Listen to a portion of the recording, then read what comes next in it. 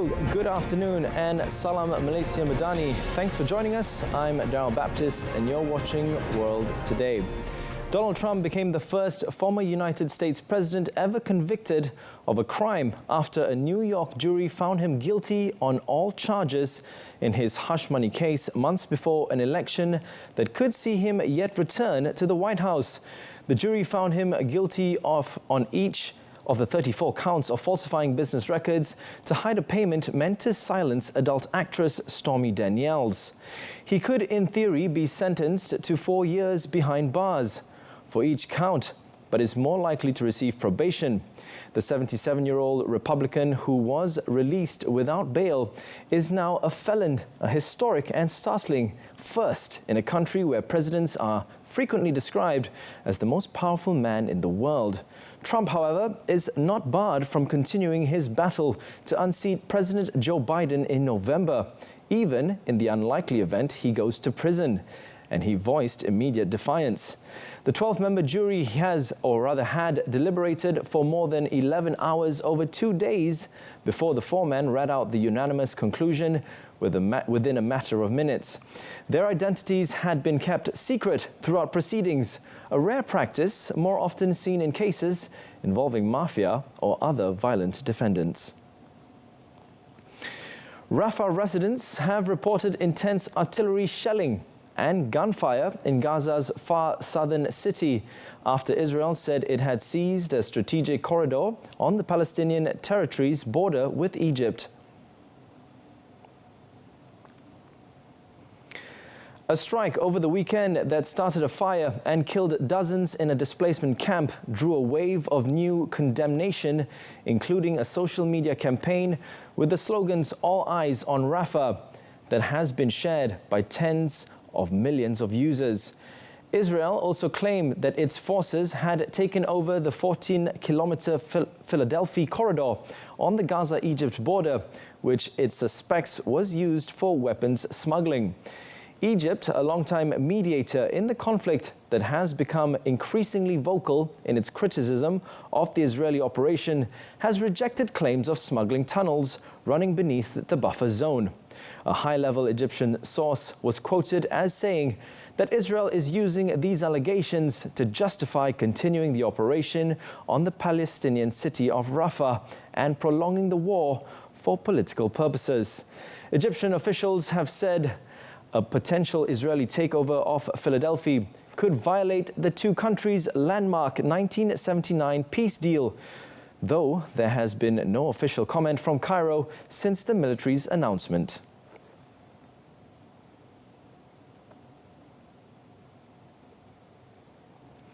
In a related development, the Slovenian government has approved a decision to recognize an independent Palestinian state. Prime Minister Robert Golob said, following in the steps of Spain, Norway and the Republic of Ireland, the government's decision still requires the approval of the European Union member countries' parliament, which is set to vote on the motion next Tuesday. The move is part of a wider effort by some European countries to coordinate pressure on Israel to end the conflict in Gaza. Golob also called for the immediate cessation of hostilities between Israel and Hamas in Gaza. The Slovenian government raised a Palestinian flag alongside the flags of Slovenia and the EU in front of its building in downtown Ljubljana. On 28th May, Spain, Ireland and Norway officially recognized a Palestinian state, prompting an angry reaction from Israel. Of the 27 members of the European Union, Sweden, Cyprus, Hungary, the Czech Republic, Poland, Slovakia, Romania and Bulgaria have already recognized a Palestinian state. Malta has said it could follow soon. Britain and Australia have said they are also considering recognition, but France has said now is not the time. The Kremlin said on Thursday that the United States, NATO and some European countries were encouraging Ukraine to continue what it called Kyiv's senseless war with Russia and accused them of escalating tensions in recent weeks. It says Russia is working hard to try to undermine its morale and will to fight. Russia sent tens of thousands of troops into Ukraine in February 2022 in what it called a special military operation. And Kyiv says it is defending itself with Western help in an effort to expel all Russian forces from its territory. Kremlin spokesman Dmitry Peskov on Thursday accused some Western countries of raising tensions in recent weeks by allowing Ukraine to use weapons they had supplied against targets inside Russia, something the United States has not publicly agreed to do yet. Peskov accused NATO members, the United States in particular, and other European capitals in recent days and weeks of embarking on a new round of escalation. Peskov said this will all inevitably have consequences and will ultimately be very damaging to the interests of those countries that have taken the path of escalation.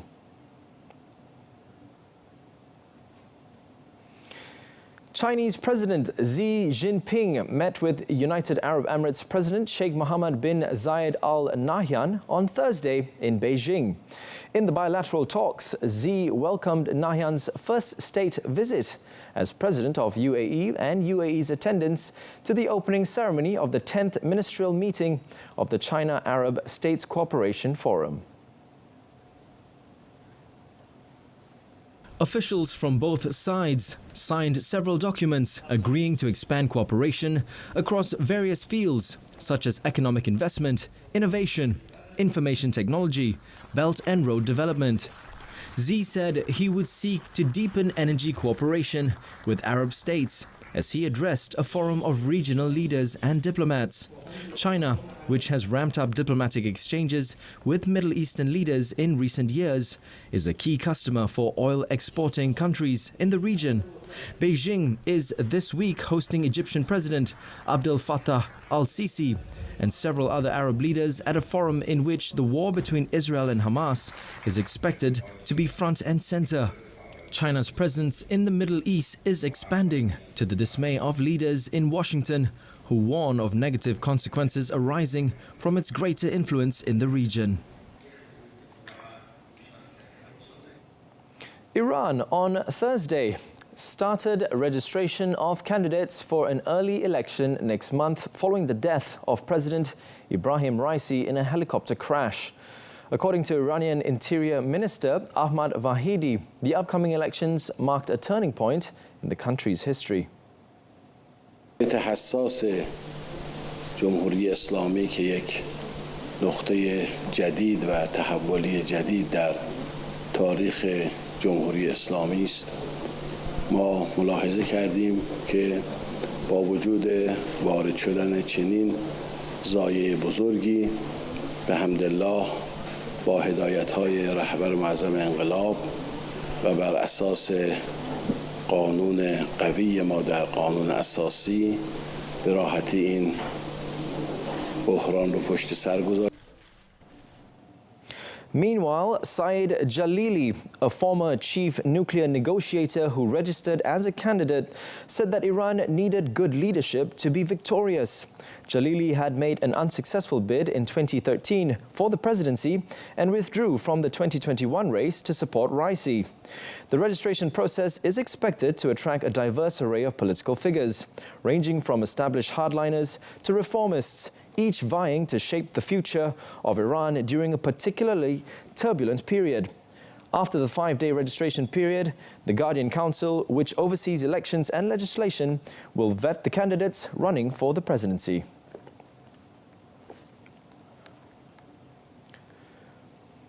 Finland, over the last few days, conducted an exercise to test and train the deployment of the European Union's strategic stockpiles. The Nordic country has 2 rescue strategic stockpiles funded by the European Commission that can be deployed in major accidents and emergencies, and supplies must be ready for delivery within 12 hours. One contains protective equipment and medical supplies to be used in chemical, biological, radiological and nuclear or CBRN accidents. And the second, when complete, will have medicines and other supplies for treating patients who have been seriously injured in major accidents. The stockpiles are part of the EU's civil protection mechanism, which offers countries the possibility to request assistance if their own resources are insufficient to deal with a major emergency. The EU's Emergency Response Coordination Centre, or ERCC, coordinates the help. In the exercise led by the Finnish Interior Ministry, assistance was delivered to a hypothetical accident area. The exercise tested the mobilization of different organizations, the collection and packaging of supplies, the use of different transport modes, as well as experts instructing the recipients in the correct use of protective equipment. The exercise all tested the possibilities of carrying rescue supplies by helicopter to a vessel in the Baltic Sea. Police in London said a 9-year-old girl was in critical condition on Thursday after a shooting the previous night at a restaurant in the east of the capital. 3 men were also shot in the attack, which took place around 9 p.m. local time when a gunman fired at diners from a motorbike. Shootings are relatively rare in the United Kingdom, which has some of the strictest gun laws in the world. The girl, who police have described as an innocent victim, was having dinner inside the restaurant with her family when the attack took place. The 3 wounded men, aged 26, 37 and 42, were sitting outside the restaurant in Hackney, in the east of the capital. Police do not believe that the girl and the men injured were known to each other. The police also added that, as with any child, she was considered an innocent victim of the indiscriminate nature of gun crime. The condition of the men is stable, but one potentially faces life-changing injuries. Gun ownership is only allowed subject to appropriate licenses, and possession of a firearm with intent to danger is an offence.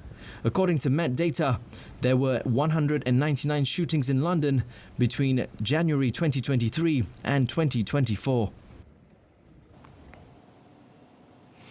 More sad news, I'm afraid. At least 22 people were killed and more than 50 injured when the bus they were travelling in rolled down a deep gorge in Indian-administrated Kashmir on Thursday.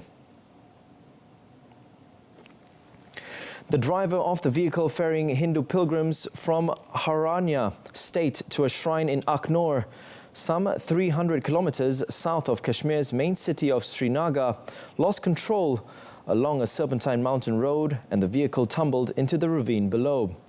Police said it was not clear whether the driver was among the fatalities. However, the dead included 3 children, the youngest of them 9 years old. Rescue teams rushed to the spot and took 55 injured people to a hospital in the city of Jammu for emergency treatment.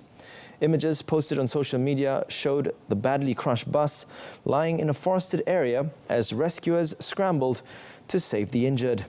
India's President Draupadi Murmu said she was pained beyond words to learn about the loss of lives in a bus accident in Aknor, sending condolences to the bereaved families in a post on social media platform X. Road accidents are common along the many mountainous roads in the Himalayan region, caused mostly by poor maintenance and reckless driving in the tortuous terrain. Indonesia's Meteorology, Climatology and Geophysics Agency, BMKG, has warned of potential droughts and peatland fires as the dry season is already starting in some regions of the archipelago. The head of BMG, Dwi Korita Karnawati, said that 19% of Indonesia's territory has entered the dry season, particularly Aceh, North Sumatra, Riau, West Java and the special region of Yogyakarta. She said some other regions in Java, Bali and the Southeast Islands will enter the dry season within the next 3 weeks. According to Dwi Korita, these areas have experienced at least 20 days without rainfall.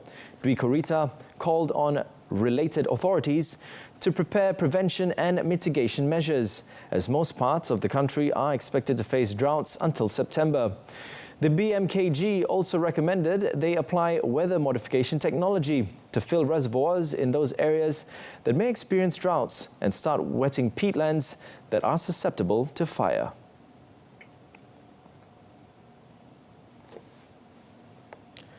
Meanwhile, Australia is expected to experience warmer than usual weather conditions in the upcoming winter this year. In its latest long-range forecast, the Australian Bureau of Meteorology, or BOM, said the temperatures during days and nights are very likely to be higher than average across the country from June to August.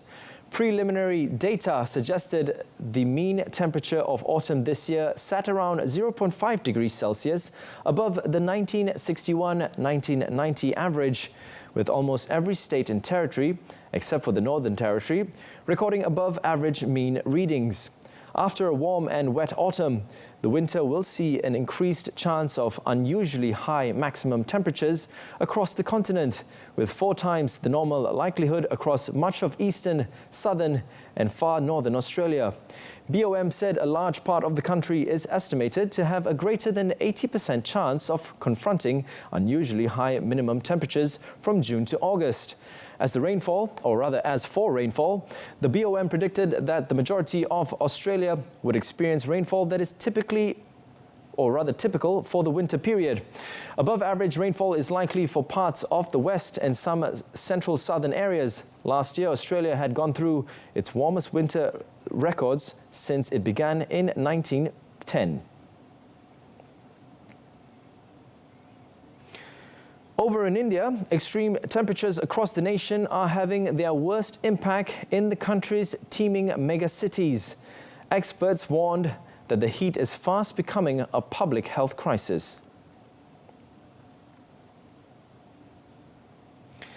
India is enduring a crushing heat wave, with temperatures in several cities sizzling well over 45 degrees Celsius.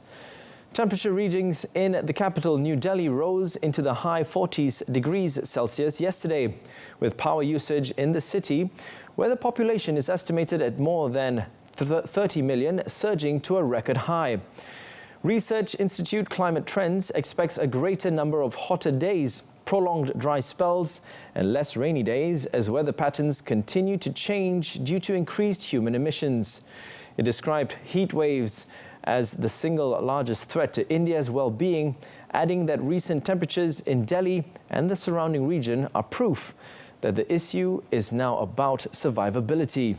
India is no stranger to searing summer temperatures, but years of scientific research have found climate change is causing heat waves to become longer, more frequent and more intense. 14 Hong Kong pro-democracy activists were found guilty and 2 were acquitted in a landmark subversion trial that critics say could deal another blow to the city's rule of law and its reputation as a global financial hub. Security was tight around the High Court ahead of the trial, with several foreign diplomats in attendance. Scores of police officers and vehicles patrolled the area. The verdicts in Hong Kong's biggest trial against the Democratic opposition came more than 3 years after police arrested 47 Democrats in dawn raids at homes across the city. They were charged with conspiracy to commit subversion under a national security law imposed by China. Sentencing will come at a later date for those found guilty, with prison terms ranging from 3 years to life for this offence. Those convicted include former Democratic lawmakers Leung Kwok Hong, Lam Chok Ting and Helena Wong. The 2 pro-democracy activists that were acquitted were barristers Lawrence Lau and social worker Lee Yu Shun. A gunman shot dead an aspiring mayor at a rally in southern Mexico, marking a bloody end to campaigning in a country expected to elect its first woman president this weekend.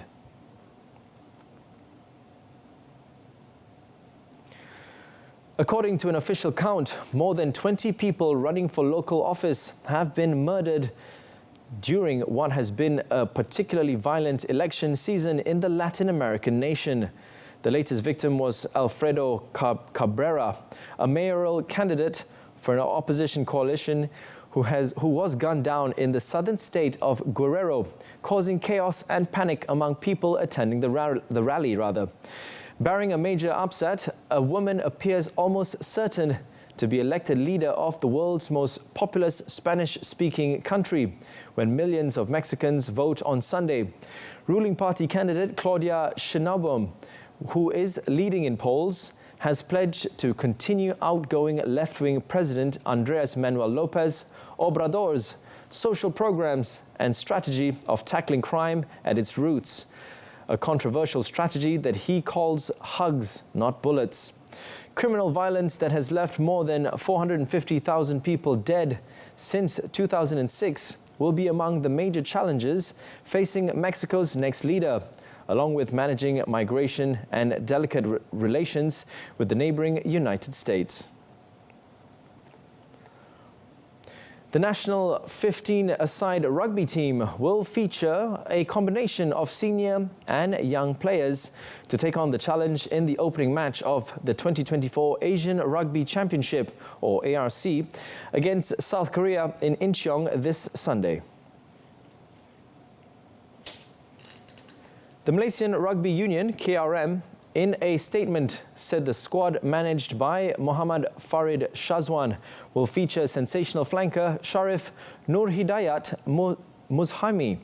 Fly half Muhammad Fairuz A.B. Rahman, meanwhile, was made captain of the team nicknamed Bunga Raya 15s. The statement read that young players have also been included in the 23-player list travelling to South Korea, such as scrum half Razali Ramlan, who will be participating in the ARC campaign for the second time. After facing South Korea, Malaysia will play against Hong Kong at University Putra Malaysia, or UPM, Serdang, on 8th June, and meet the United Arab Emirates in the final match in Dubai on the 21st of June. The 2024 Asian Rugby Championship will be conducted in a round-robin league format. Uruguay's Boca Juniors striker Edison Cavani has announced his retirement from international football on Thursday. Cavani departs as one of the greatest footballers produced by the nation.